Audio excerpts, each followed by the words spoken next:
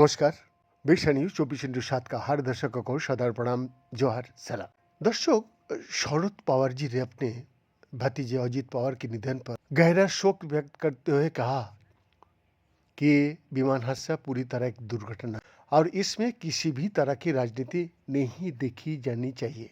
उन्होंने ये भी कहा कि महाराष्ट्र ने आज एक ऐसा नेतृत्व खो दिया है जिसकी भरपाई कभी नहीं किया जा सकती। शरद पवार ने कहा कि ये केवल परिवार या राष्ट्रवादी कांग्रेस पार्टी का नहीं बल्कि पूरे राज्यों की अपूरणीय क्षति है। पश्चिम बंगाल के मुख्यमंत्री ममता बनर्जी ने अजित पवार जी का विमान दुर्घटना को राजनीतिक साजिश से जोड़ा था। उन्होंने दावा किया कि अजित पवार अपने चाचा शरद पवार के साथ वापस आने की योजना बना रहे थे और अब ये घटना हो गया। उन्होंने इस विमान दुर्घटना पर सवाल उठाते हुए सुप्रीम कोर्ट के नेतृत्व में जांच की मांग की। उधर सपा प्रमुख अखिलेश यादव जी ने भी और साथ में कांग्रेस नेता गौरव गोगोई जी ने भी इस दुर्घटना की उचित और पारदर्शी जांच की मांग की थी। उन्होंने एक कार्यक्रम के दौरान कहा, मुझे आज सुबह महाराष्ट्र के उप मुख्यमंत्री अजित पवार की विमान हादसे में मौत की खबर सुनकर गहरा सदमा लगा है। इस देश में जब राजनीतिक नेता भी सुरक्षित नहीं होता है तो आम लोगों का सुरक्षा की क्या बात किया जाए। 2 दिन पहले उन्हें पता चला था कि अजित पवार बीजेपी छोड़ने वाला है और आज ये घटना हो गया। हमें सिर्फ सुप्रीम कोर्ट पर भरोसा है, किसी और एजेंसी पर नहीं। सभी एजेंसियां पूरी तरह से समझौता कर चुकी है। सपा प्रमुख अखिलेश यादव जी ने भी ममता बनर्जी के हाँ में हाँ मिलाई। उन्होंने विमान हादसे में अजित पवार की मौत पर शोक प्रकट किया और कहा वो 6 बार डिप्टी सीएम और महाराष्ट्र के लोकप्रिय नेता रहे। आज के समय में जहां हम टेक्नोलॉजी को इतना समझते हैं और इतना जागरूक है तो उन्होंने यानी ममता बनर्जी ने ठीक ही मांग किया होगी। किसी वीआईपी के साथ इस तरह की घटना ना हो, इसीलिए ये बात साफ होनी चाहिए कि आखिरकार ये घटना हुई क्यों।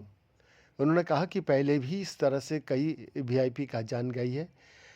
ऐसी जांच हो जिससे ये निष्पक्ष पता चले कि घटना किस वजह से हुई। महाराष्ट्र के उप मुख्यमंत्री अजित पवार और 4 अन्य लोगों को लेकर जा रहे बॉम्बार्डियर लेयरजेट 45 विमान आज बुधवार सुबह बारामती एयरपोर्ट पर लैंडिंग के दौरान दुर्घटनाग्रस्त हो गया। इस हादसे में विमान में सवार सभी लोगों का मौत हो गया। प्रारंभिक जांच में सामने आया कि दुर्घटना के समय विमान VTSS के पूरी तरह एयर वर्दी यानी उड़ान के लिए सक्षम था और सभी जरूरी और वैध प्रमाण पत्र मौजूद थे।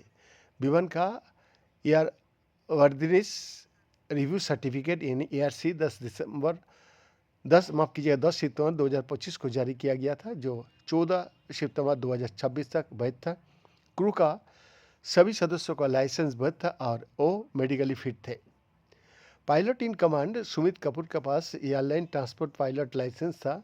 उनके पास विमान उड़ाने का 15,000 घंटे से अधिक का अनुभव था। उन्होंने इंस्ट्रूमेंट रेटिंग और पायलट प्रोफिशिएंसी चेक यानी IR/PPC 18 अगस्त 2025 को सफलतापूर्वक पूरा किया था। उनकी अंतिम मेडिकल जांच 19 नवंबर 2025 को हुई थी, जिसकी वैधता 19 मई 2026 तक थी। को पायलट संभवी पाठक के पास कमर्शियल पायलट लाइसेंस था। उन्हें लगभग 1,500 घंटे का उड़ान का अनुभव था। उनकी नवीनतम मेडिकल जांच 12 जुलाई 2025 को हुई थी, जो 24 जुलाई 2026 तक वैध थी। को पायलट के रूप में उनका अंतिम IR/PPC 22 जुलाई 2025 को पूरा किया गया था। BN का एक्सक्लूसिव रिपोर्ट, 24/7 राज्य।